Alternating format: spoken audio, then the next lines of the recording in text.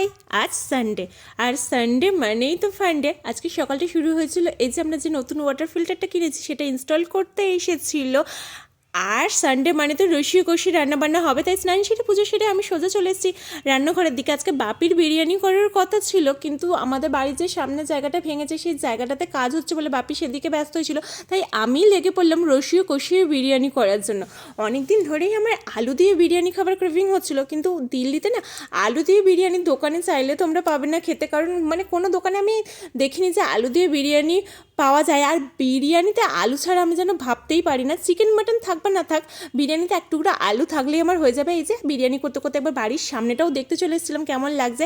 এদিকে আমার বিরিয়ানিও রেডি হয়ে গেছে, জমিয়ে দুপুরে সবাই আলু দিয়ে বিরিয়ানি খেয়ে একটা ভাত ঘুম দিয়ে দিয়েছিলাম সবাই মিলে। দেন এখানে বসে পড়েছিলাম বিকালে উঠে চা, আর এই যে বাপি নতুন বিস্কিটগুলো নিয়ে এসেছে সেগুলো নিয়ে। চা প্রেমী আমি একেবারেই না, তবে নতুন বিস্কিটগুলোর লোভে একটু চা আজকে খেয়েই নিয়েছিলাম। দেন সন্ধ্যাবেলায় লেগে পড়েছিলাম এখানে আলু কাবলি বানাতে, একদম টকটক ঝালঝাল করে। আর তার সাথে দেখছিলাম আমাদের বিয়ের বেশ কিছু ফটো।